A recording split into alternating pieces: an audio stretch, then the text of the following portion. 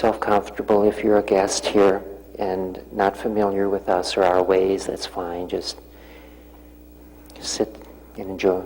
Be comfortable, if nothing else.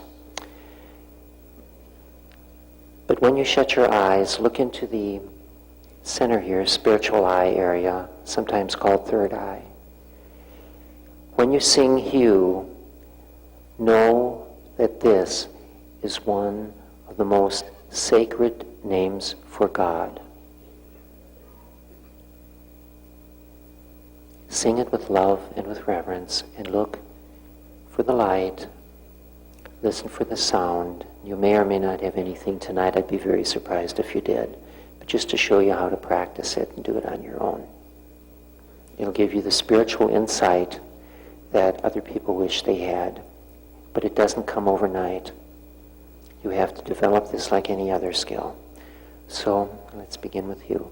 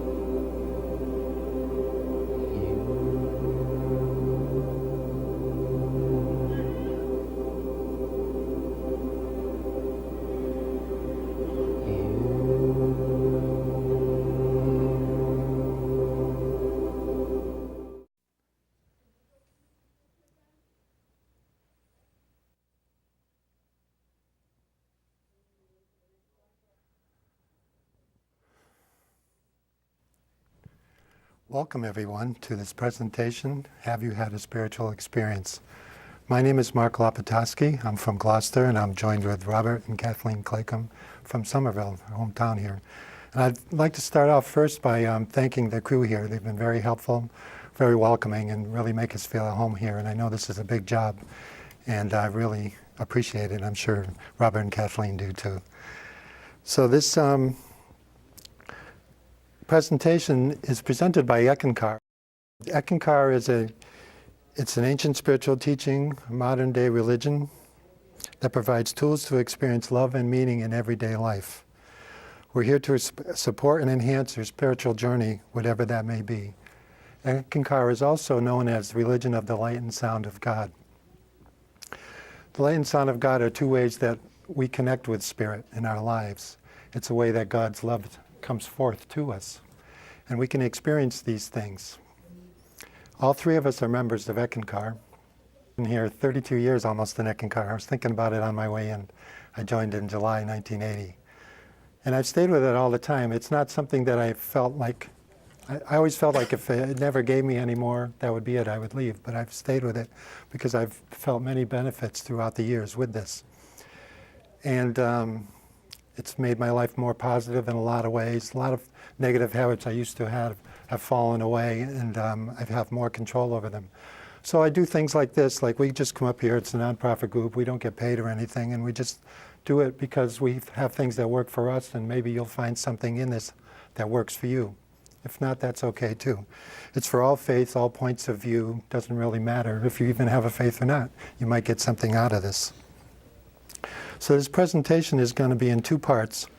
First, we're going to share some spiritual experiences and maybe gain some meaning and insight out of that and share that, and maybe you'll get something out of that.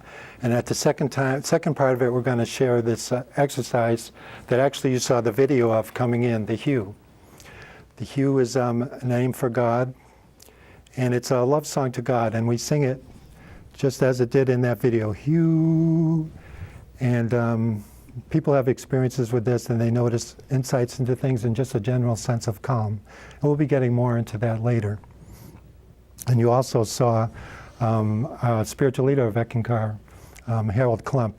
He talked a few minutes there about spiritual exercises.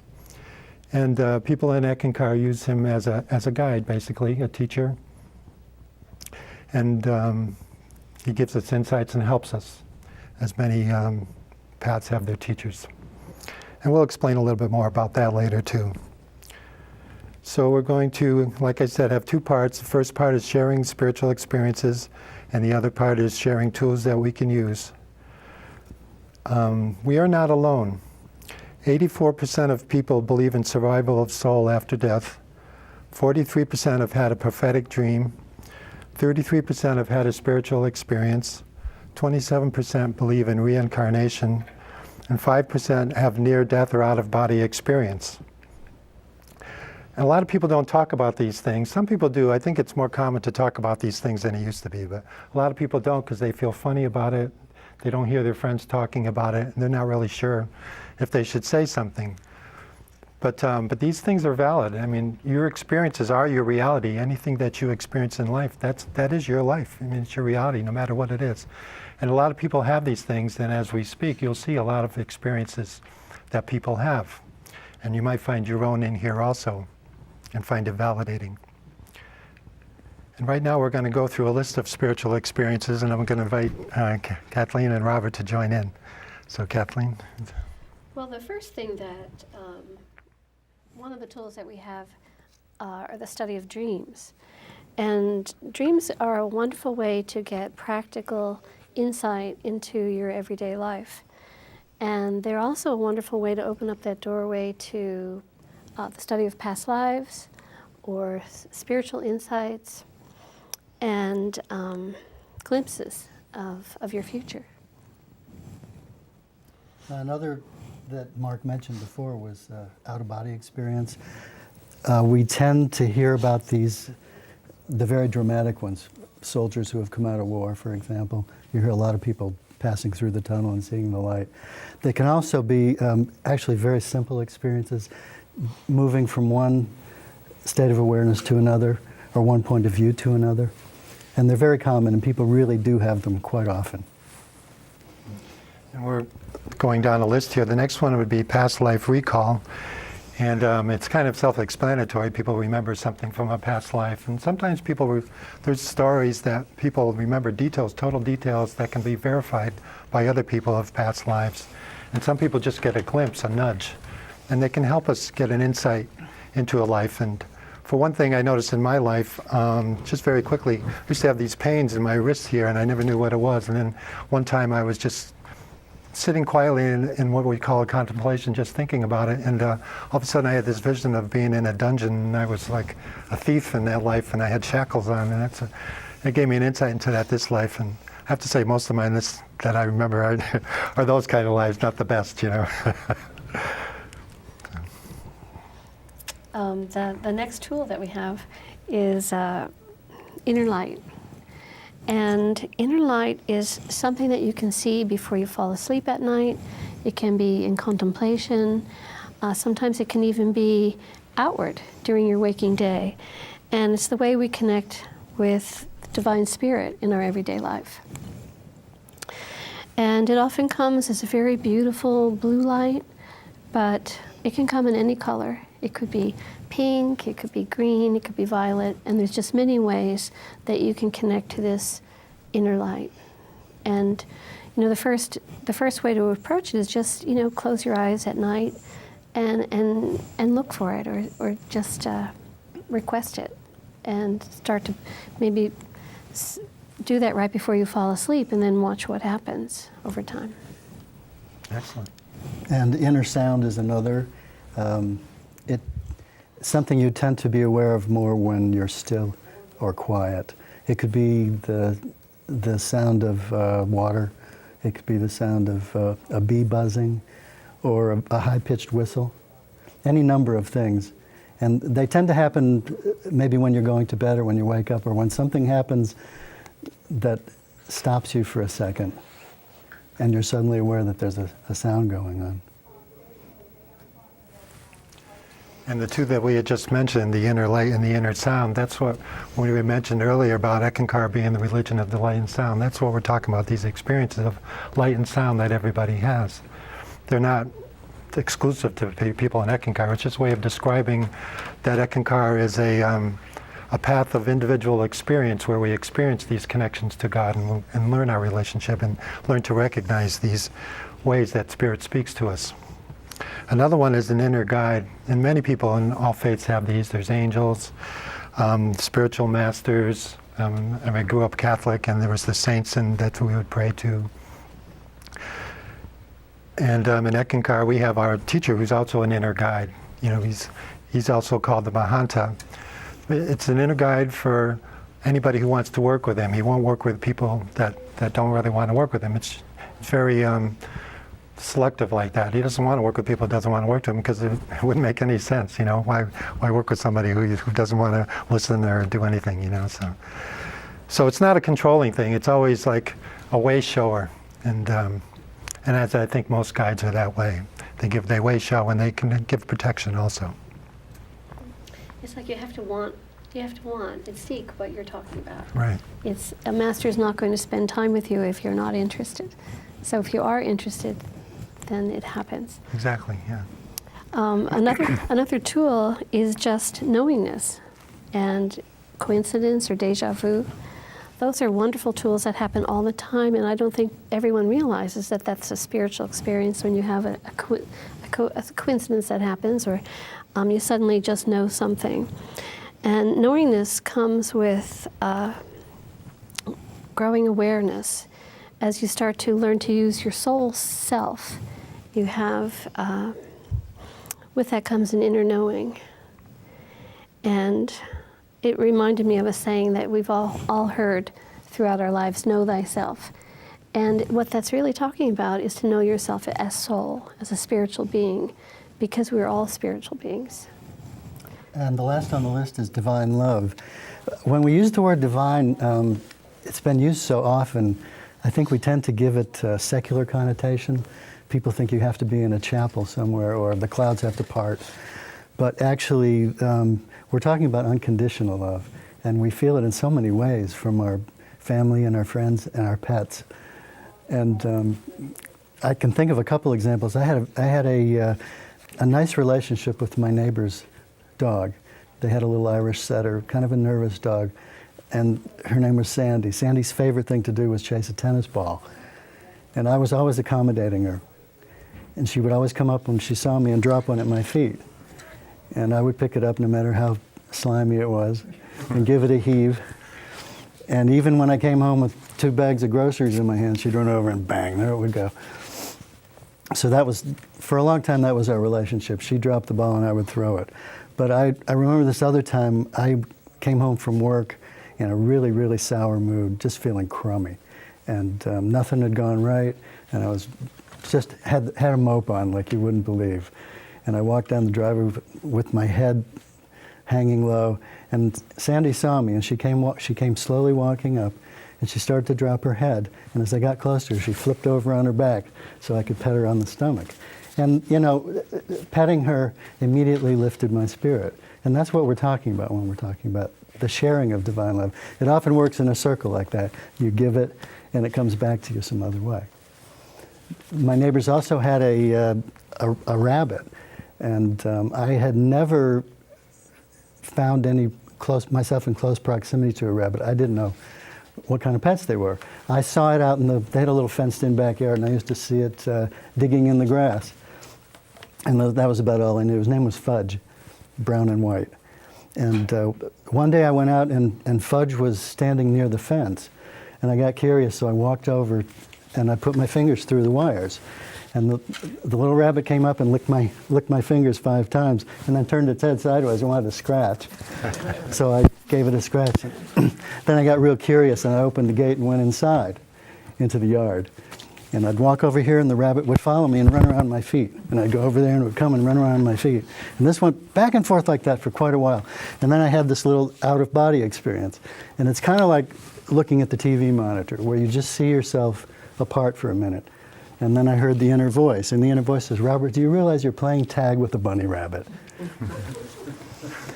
And again, I just had a wonderful time, and I felt very elevated by that experience. I'm pretty sure the rabbit did, although we couldn't get him over for a comment. One more quick one, though, I will share with you.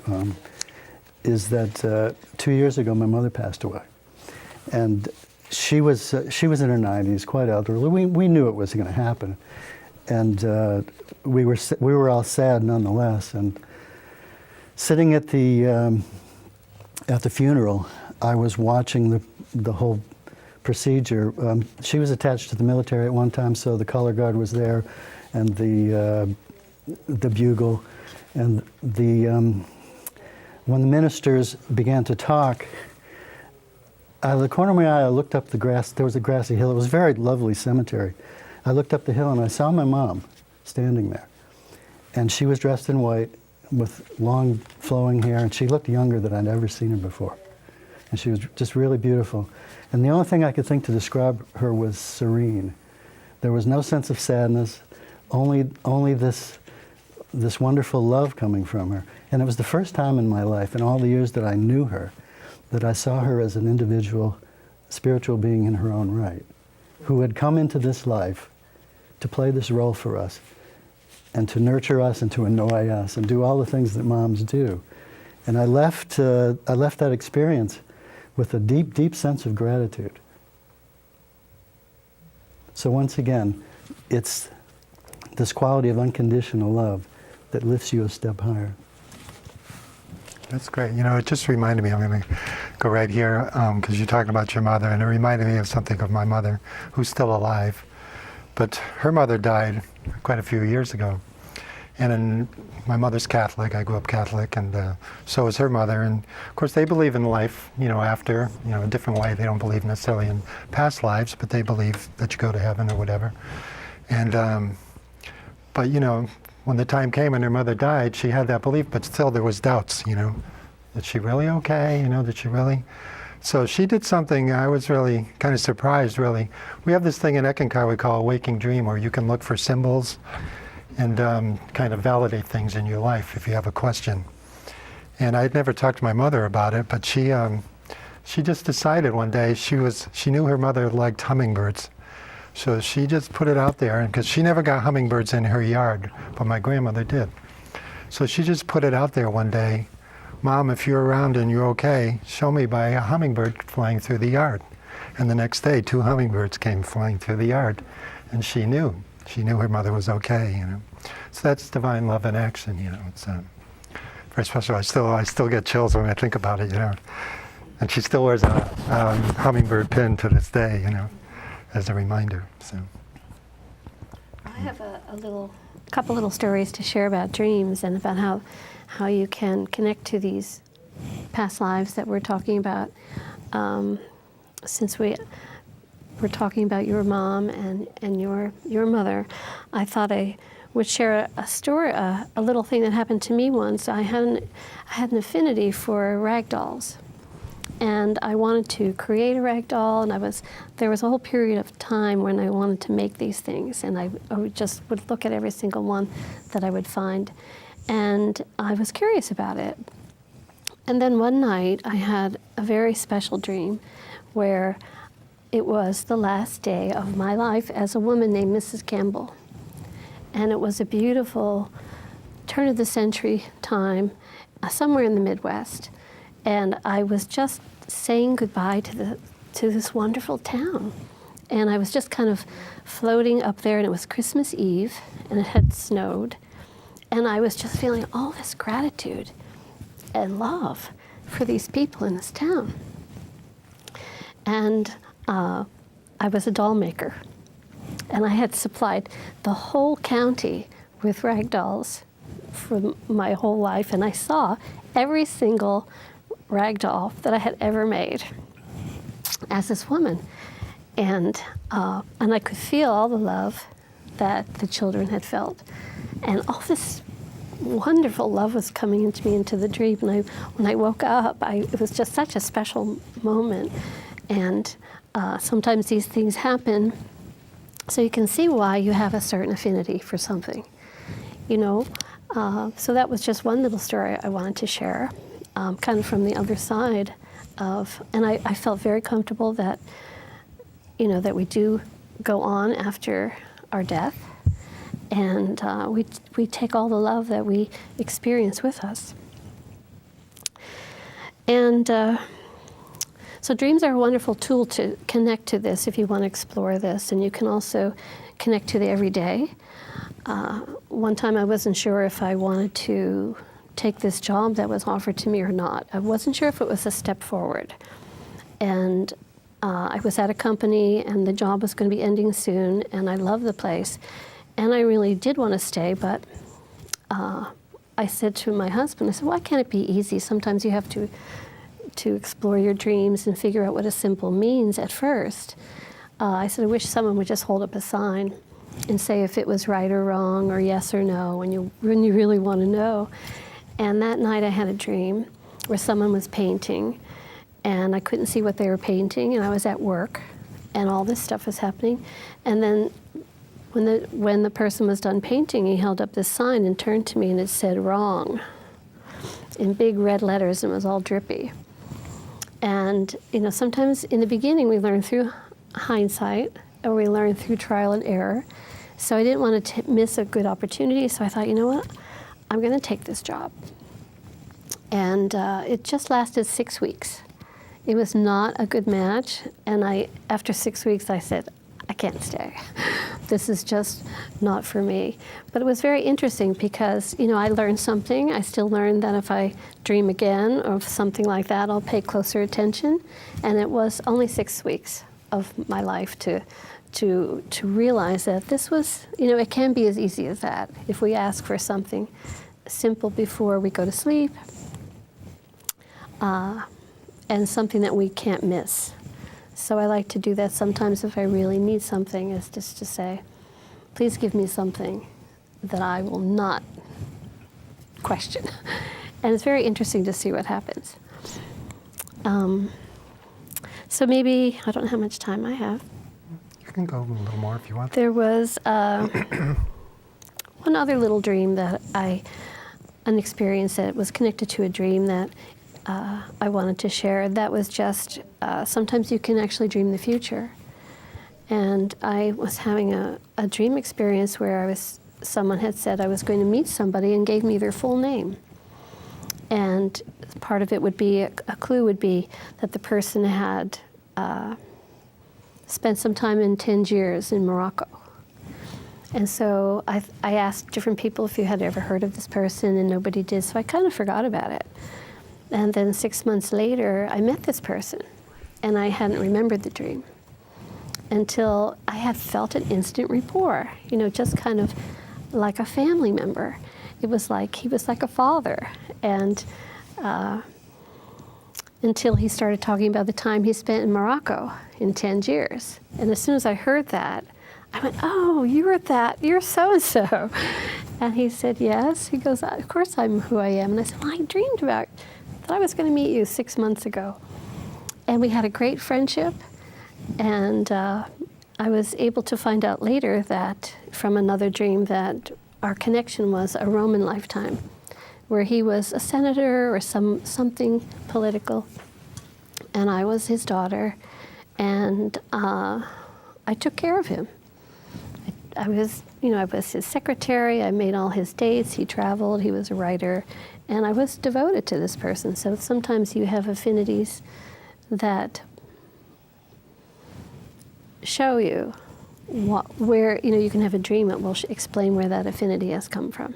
And these are just things that dreams are a good way to open up those doors if you want to explore those things. That's great. So you can see a lot of the insights that you get into life and who we are through your dreams and through divine love experiences and all the others that are on the list there, past life recall, the inner and outer sounds. A few ideas to consider. One is, like we had mentioned, you are soul. And we believe that we don't have a soul, we are soul. That's the deepest part of ourselves. Our inner nature is really light and sound. We're going to sing this song, Hue, and the way I see it, the hue is like it's a vibration. It's a vibration. It's a charged word, you could say, and it brings us closer to our truer nature. The more we sing it, the more it brings us closer to it. We're going to go into that just a little bit more here. So but I just wanted to run these few things down on this slide here. So one is you are soul. The other is spiritual experiences awaken us to our true identity as soul. And we have both physical and spiritual senses. And all our experiences offer growth and love. And at some level, soul knows everything.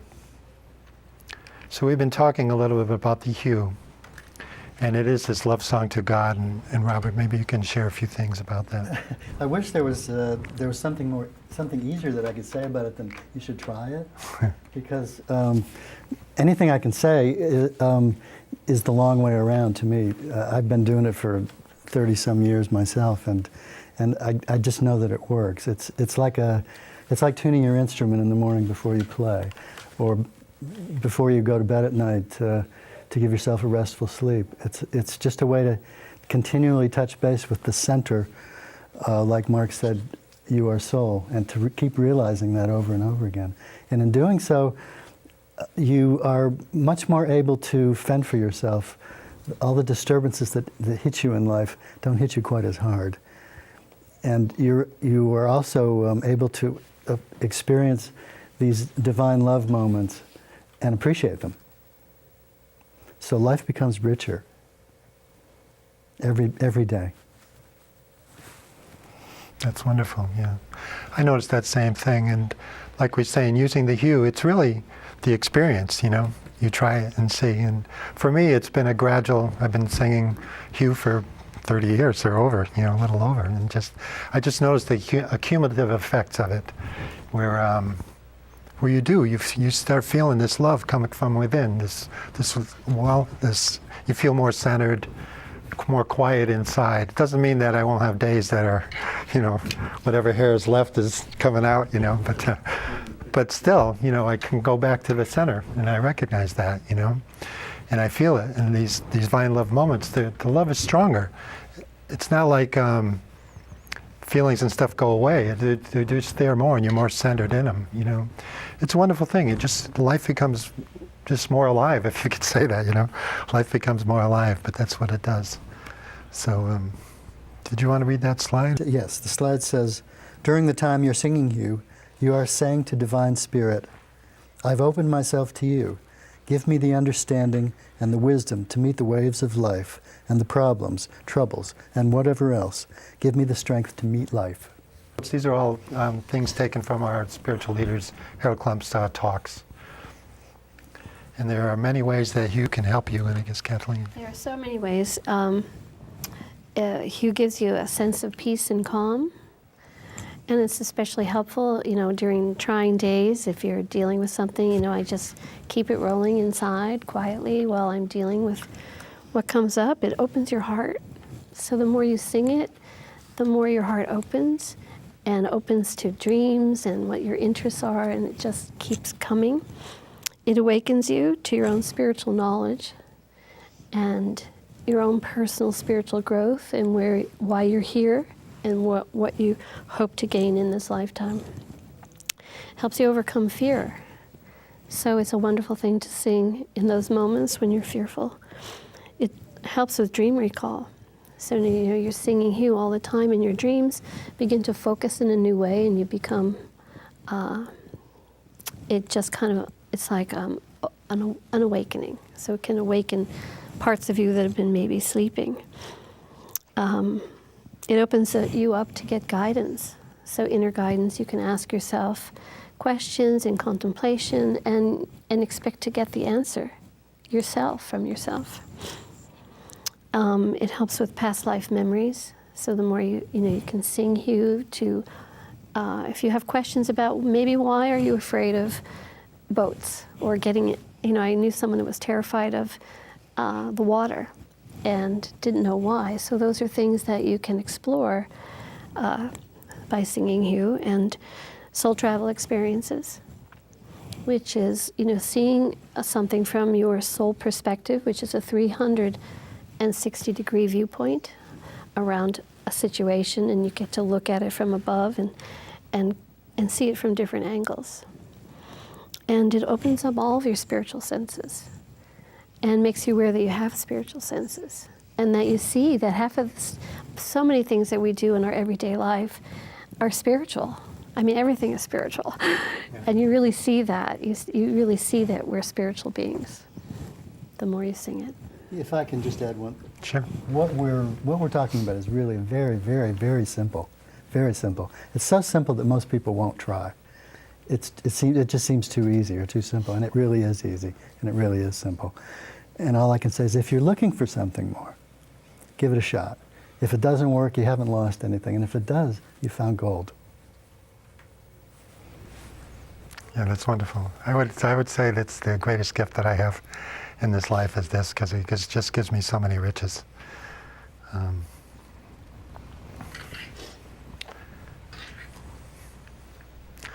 I was thinking about as you're talking to we are soul, and just experience that. I remember in one book, the founder of modern day Eckankar, his name is Paul Twitchell, and he just once described soul as an atom. I forget exactly how he described it actually. It's like an atom in the body of God, but it's also a single unit of awareness. A single unit of awareness. That's what I was looking for actually. So I think of that, and here we are sitting up here, and we're all aware, whatever awareness we have, we're aware of the room, we're aware of where we're looking. But what's looking, What's looking? I think about we talk about past lives, I just think about, never even mind a past life, this life here. I'm not anywhere it was the person I was when I was born, I mean, the only thing I know there's this continuation of consciousness because I can see pictures and I know because this life I can remember that's grown, but the body's really not the same, my thoughts aren't the same, my name is the same, the awareness is the same. The awareness is really the only thing that's the same, and that's the center, that's that part that doesn't change. It's like, it's quiet and all this stuff revolves around it and moves and grows, but the center stays there, and that's the unit of awareness that we are, that we learn to recognize, and a technique like Hue helps us to come more from that space. The power of Hue can benefit anyone, whether they are Muslim or Christian or any other belief. It doesn't change one's religion, but it will enhance it. There's no religion that owns Hue. Anybody can do it. I know many people that aren't, in Eckankar or any specific path that sing Hue and get benefits from it. So anybody can do it. So at this moment in here with our audience, we're going to just sing Hue for a couple of minutes. And the way you do it is you just make it, and if you're at home and if you want to try this, you can try it. You can also just kind of watch it and take it in. But it's very simple, like Robert said. And all you do is you close your eyes. You don't even have to close your eyes, really, but at this moment we're going to close our eyes if you'd like, and you focus on something that gives you love. It can be if you have a spiritual teacher, you do that. If it's a person that gives you love, some feeling, some place you go. The feeling of love is very important because that's going to connect us more with our true nature, the love part of us, which is really God itself. So we just do that, and we focus on that, relax, and then just sing it out like, Hue. So we'll just sing here, everybody, if you'd like to join. We'll sing it just about 4 or 5 times, just to get a sense of it. So, are we ready? Okay, let's go. Like I said, you fill yourself with love, concentrate.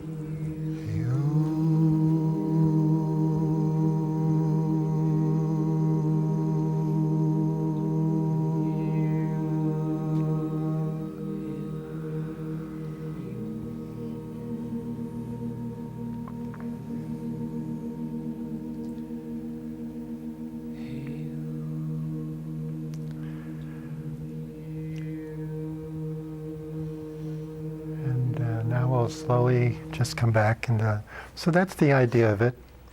A lot of times you do that, and a lot of times after singing it, there'll be you don't have to, but you can have like quiet time where you're just contemplating on something, a question, or just feeling the feelings that you get. It could be either one. that experience I talked about earlier about the shackles after and finding out what this is, that came after actually singing Hugh, and I was just sitting quietly and I had that question about why do my wrists, why did they always bother me? And all of a sudden I was in this dungeon, and I saw it, And I know it happened, I got that insight because I had gone to a quiet place where I was ready to hear it. So, I'm sure a lot of people are going to try it and say, I didn't get anything. I didn't see any lights. I didn't hear any sounds. Nobody came into the room.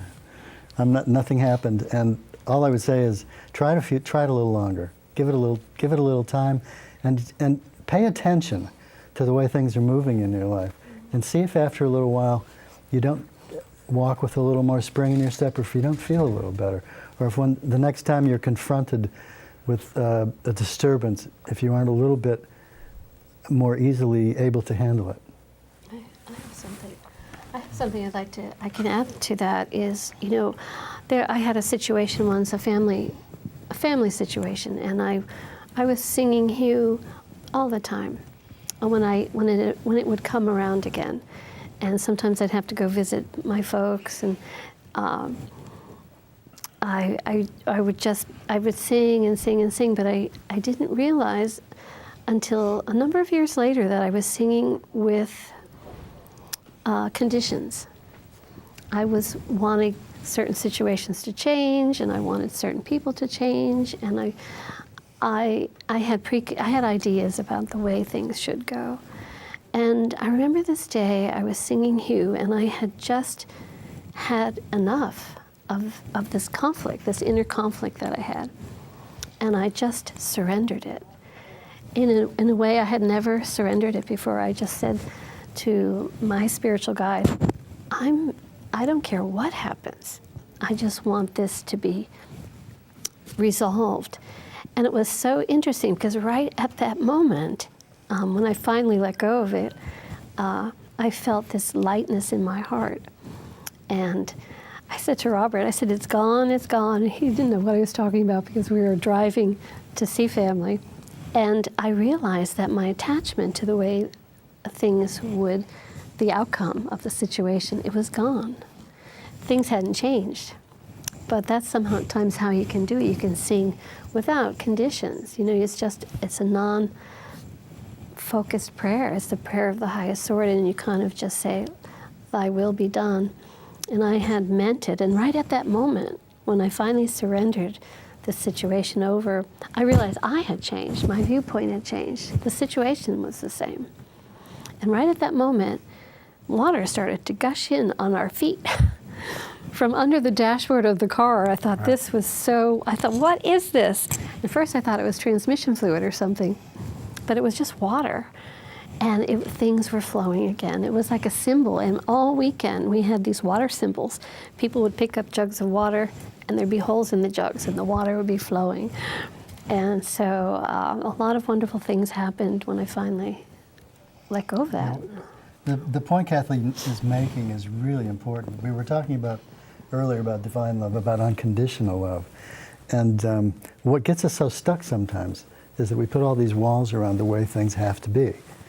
And I guarantee you, if you want to feel unconditional love in your life, give somebody unconditional love. Just give it out. I absolutely 100% guarantee you will feel it. Because if you're giving it, there's nothing you can do but feel it.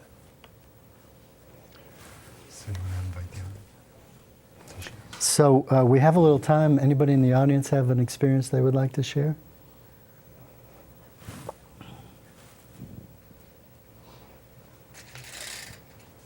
If not, we're going to talk the rest of this. Yeah, we have no problems talking if you. But, or a question, or. Yeah. So actually, Andy, go up to the microphone. You have to go to this mic. I've been a member of this path for almost 40 years. There are a couple people in our group that they saw this show, as a matter of fact, about 7 or 8 years ago. It was from this very studio. A couple of the members of our church were giving a talk like you're giving, and they became members of this path, and I've watched them grow. I've watched them go through a lot of things, and it's a pleasure to see that from from my viewpoint, to see them grow into the path, take part in it. That's all I have to say. Yeah, that's great. Yeah.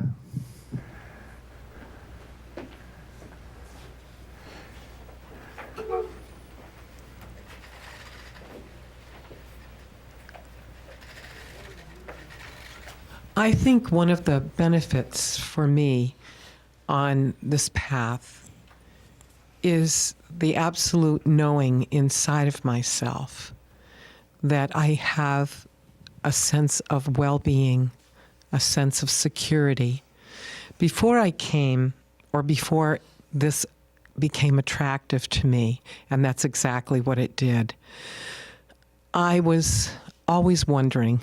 There was a feeling inside, kind of an empty, gnawing feeling inside of me, and I felt as if I had to lean on things on the outside. And I would call it the word needy. And when I started singing the hue, sounding the hue on a daily basis, I began to feel my own sense of self, my own sense of inner vibration, my own sense of a sense of well-being is what I can say. And when that started to happen, and I started to do it over and over again, just because things started to come into my life in a very different way, because I started to feel a sense of security and well-being. So that's what I can say about singing the word hue or the song hue. I feel a sense of God inside of me. Thank you. Thank you.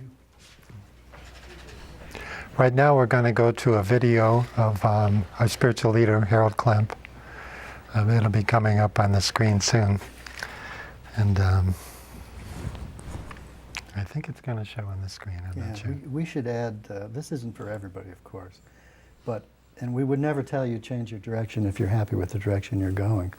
If you're looking for something else, if you're stuck, or you'd like to try something new, this is something you could use.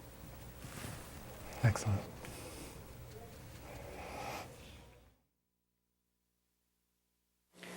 One of the advantages of Eckankar being out here again in the 20th century is that there are so many of you seated right here in the audience who in one way or another, once or twice in your lifetime at least, who have had some kind of experience that the average person doesn't have.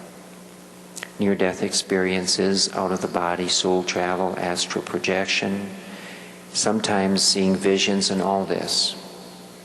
Most people, I would say in most cases, it's better people don't have these experiences all the time, because the people who do are generally unable to handle it and are very much out of balance.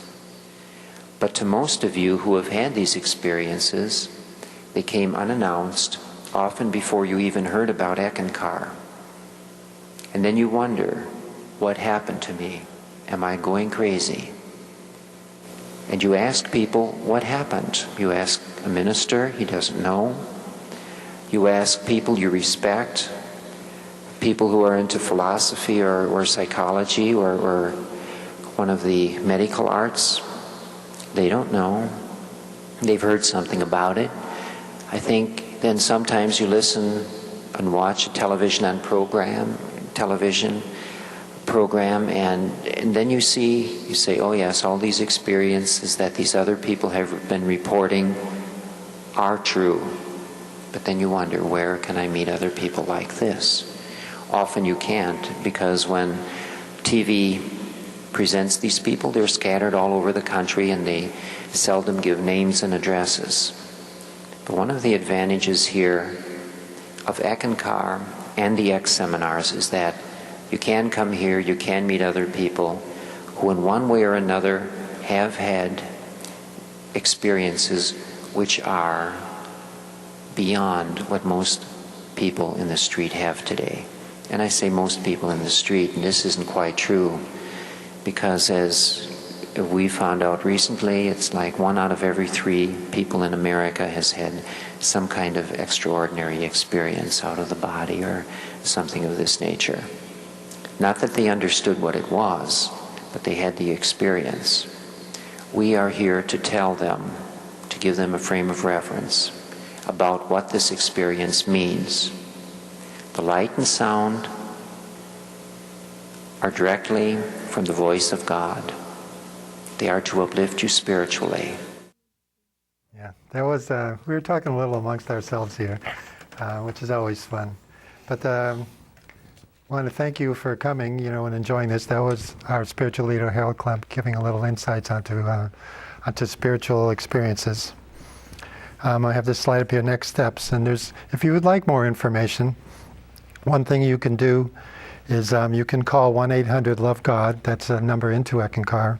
The Eckankar website is www.eckankar.org.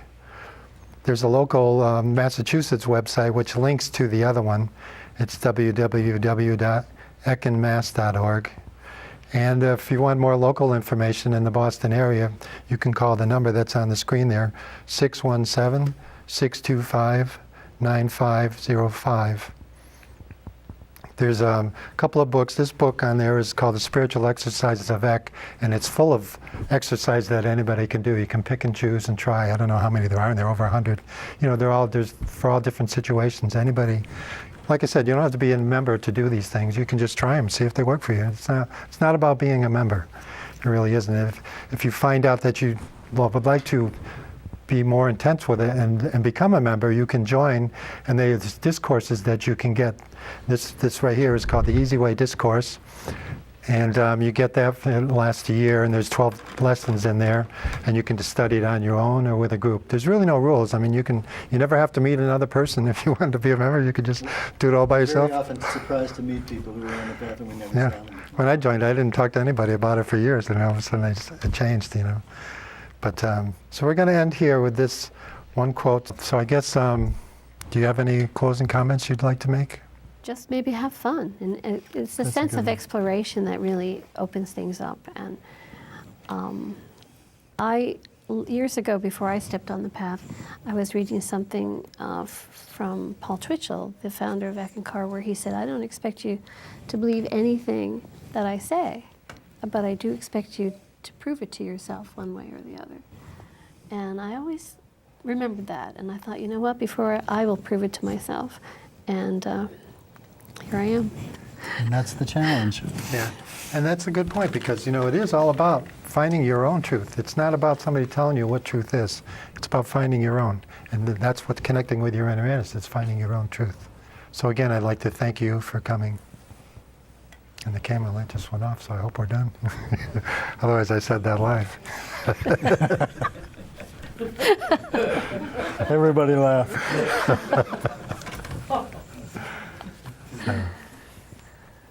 And thank the audience also, really. Yes, thank you. It's very supportive to have people here.